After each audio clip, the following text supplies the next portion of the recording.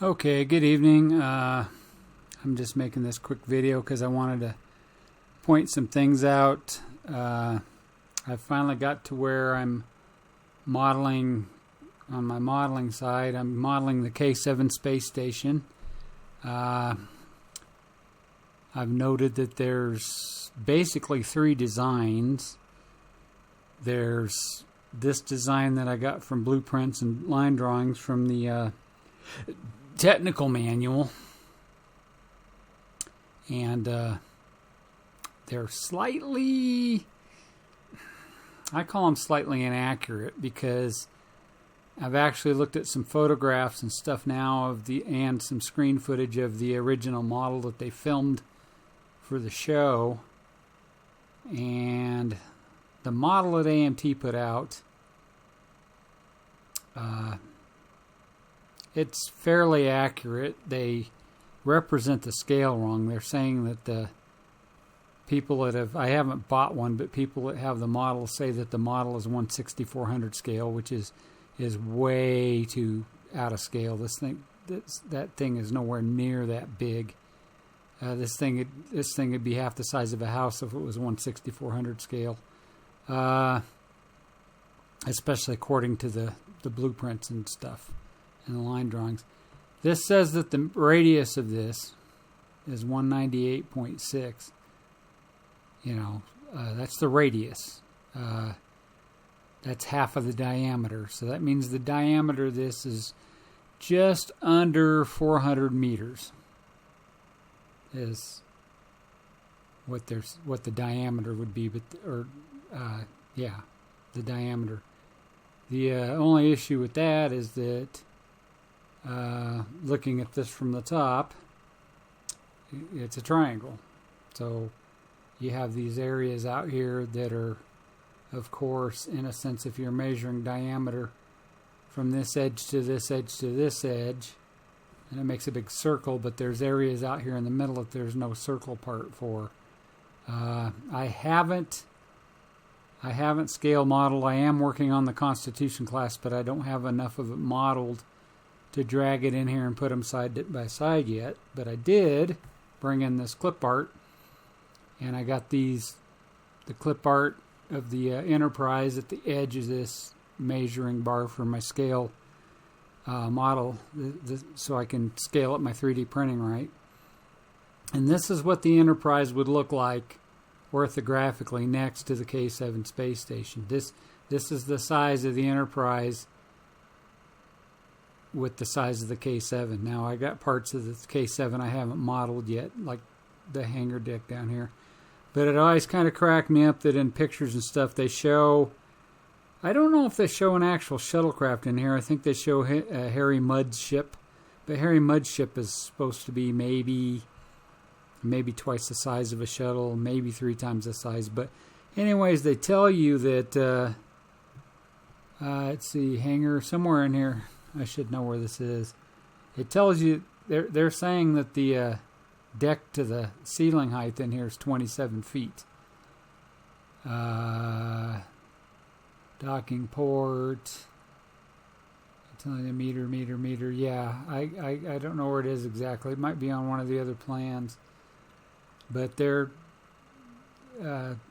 seeing they show meters down here. They show 20 meters. They tell you the meters of this. The Enterprise is 280. It's actually 288.64 meters long, but in a lot of references it just says 289. They round it to 289, but it's 947 feet exactly, basically. And thank God Matt Jeffries put actual measurements on the scale of the model plans and stuff like that, because there's so many arguments and debates and fan theories and so on about these scales and stuff like that. But I'm modeling these models in 1/1000 scale. I'm printing some of them out in 1/1000 scale, like I just printed out a Daedalus that I put on YouTube. That I put on eBay. I do need to make more videos, though. I don't make enough videos. I am getting a better setup because I'm going to start building these myself as models. My main thing, though, is I'm trying to model a lot of this stuff in 1/200 scale. Now, what I've come to find out, though, in 1/200 scale, the Enterprise, give or take, is about 4 feet long. I have a couple of 1/350 scale models of it. I have a 1/350 scale model of the original. I have a 1/350 scale model of the motion picture version. And like I said, I haven't bought one of these. But I actually had these somewhat spherical, and then I basically deleted those because of these blueprints that I started looking at. In the blueprints, I can hide this right quick. The blueprints show these things as being flat edges coming down to curves. But when I looked at the pictures of the actual models that they used on the screen, these are spherical. They're not. They don't have these flat edges that, and even their AMT model is modeled this way. So now it kind of puts me in a conundrum of whether I wanted to,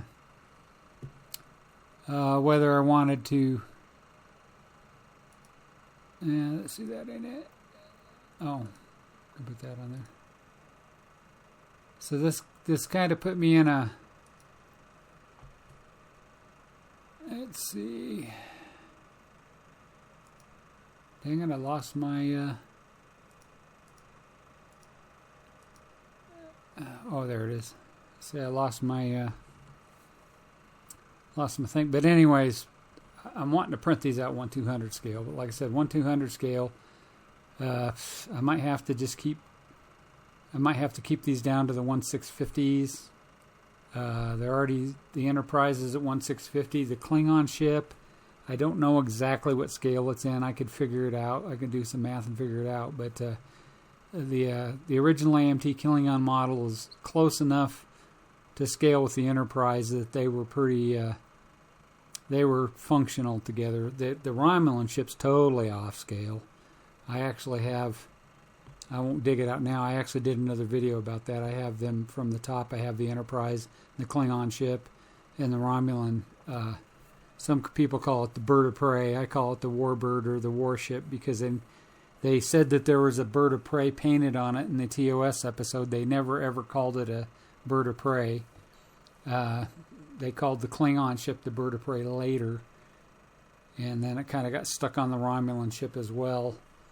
But in the original series, and as far as I could find in the manuscripts or the Making of Star Trek or any of them books, the technical manual, I've never seen the Romulan bird of prey, excuse me, the original Romulan warship from TOS, I never seen it referred to as the bird of prey.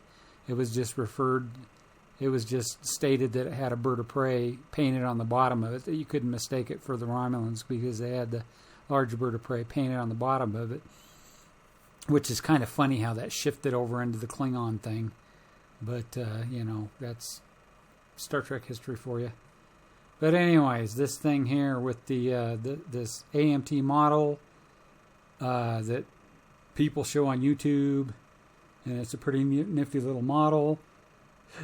But they have they put a little Enterprise in there, and I think the Enterprise they put in there might be 1/6400 scale, and I think they put it in there. It was supposed to be for like perspective, like you could have it close behind this, but the idea was that it was way out in the distance.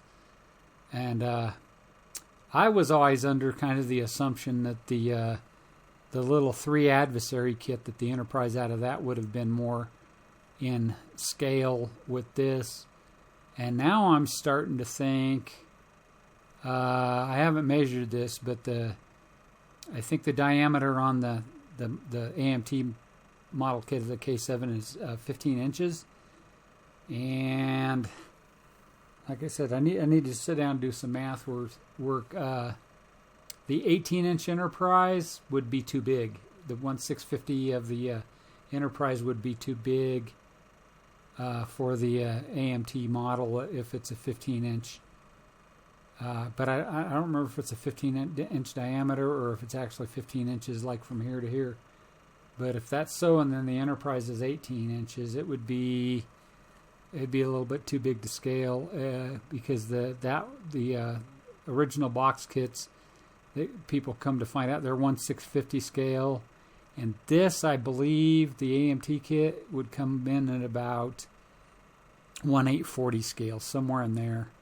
The 1/1000 models of the Enterprise or the Klingon ships would be closer to the AMT scale than the 1/650s would, but they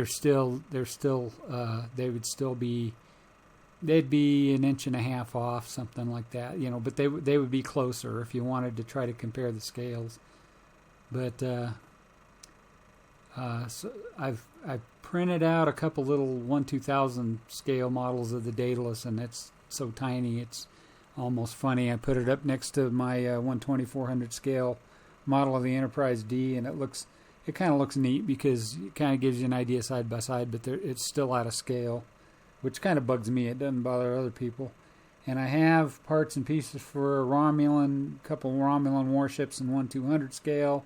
I have parts and pieces for a Daedalus that I'm working on that's 1/200 scale, and the Daedalus, the Romulan ship is just a little over a foot in length and about a foot and a half width.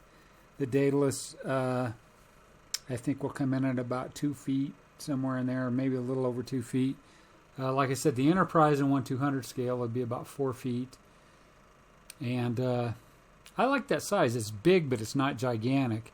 Unless I get up into the Excelsior and the Enterprise C or the Enterprise D, then we're going to start, talking about 6 or 7 foot models at that point. But then the K-State, this space station in 1/200 scale, I'm guessing if this is 4 feet, then this is going to be 5, from here to here. So I don't know. I know my Anycubic 3 M3 Max. I'd have to probably quarter this or make it into 8 pieces to print it out. I am looking at a little larger frozen machines, and maybe in the future I can get an 8K Max or something like that. I don't know.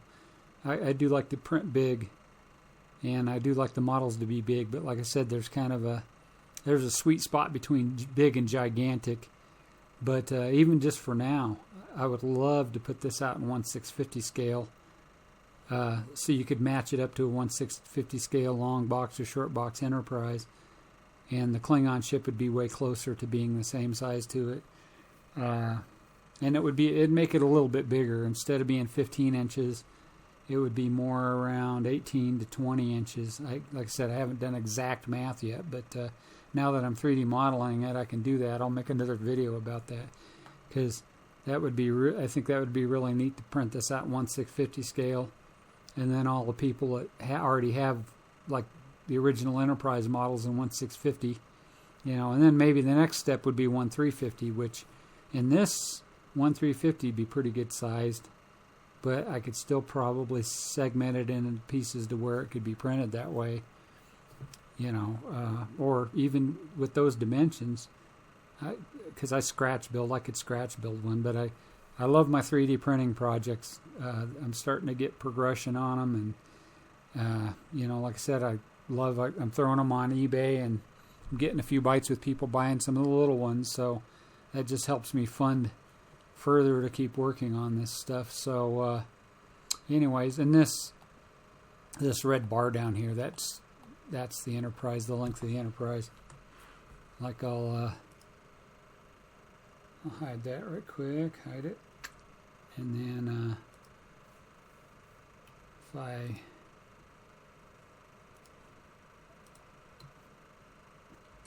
hide that, it kind of shows you the line drawing. See, and it tells you stuff about the stations and stuff like that.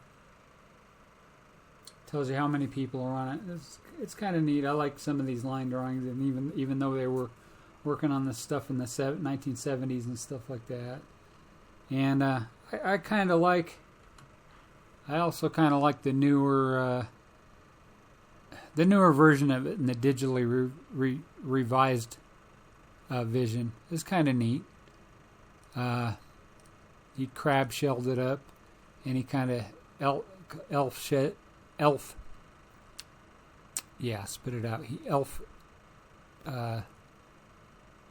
shelf that he kind of has it walking around kind of like a crab shell with the edges and stuff, and it's interesting. I don't really know if I don't know if I care for it that much or not. You know, it's just I'm more of kind of a TOS guy. I really like the TOS stuff. I'm not opposed to some of the stuff. I kind of like the new Enterprise on Strange New Worlds. It looks kind of like they took the motion picture version and the original version and kind of meshed them together.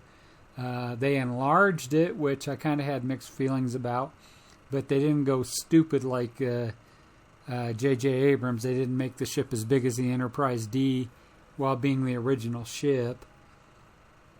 But I can live with it. And the insides, of course, they're not going to look like the old school stuff. And, you know, I watch a lot of the fan shows on YouTube and stuff, which is really cool because there's a couple of people on there where they actually built like Desilu sets of the bridge and the sick bay and the quarters and stuff, and they're like filming the original kind of fan film Trek stuff. One of them, they actually built an 11-foot hero model that basically is as nice, if not nicer, than the one that was in the Smithsonian and stuff like that. But so you know, I kind of jumped on the bandwagon. I like my old Trek. The TOS models are actually in some ways way easier than the newer stuff and or the Star Wars stuff. They detailed them more with paint and lines and stickers and stuff, and not as many greebles as like Battlestar Galactica or Buck Rogers or Star Wars. Star Wars is a really cool universe, but they really greebled up everything, and you know, and I mean, it looks functional, and they put that into it too, and it looks realistic in some ways.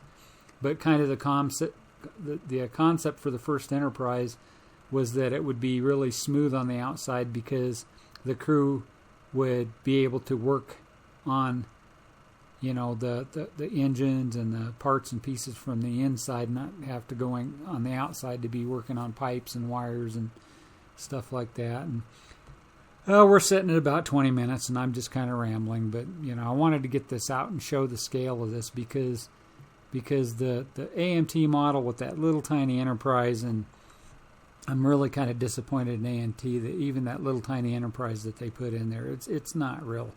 They could have even made the dimensions on it more accurate. It looks cartoonish to me, you know, and it just, I don't know.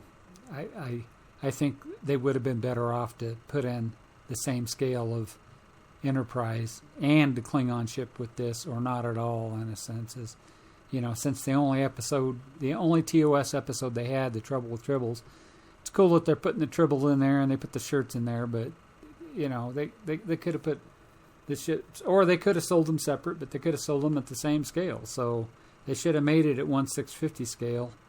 You know, I don't know what they were thinking back then. Most of them people probably aren't even around any longer.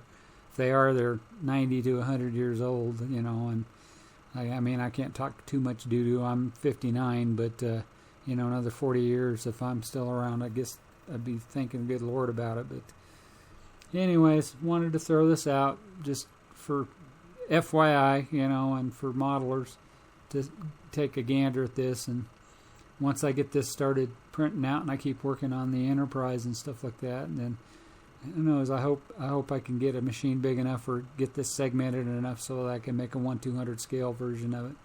I think that'd be pretty neat. So this is Eldon signing out. I'll see you on the next video, and thank you for watching.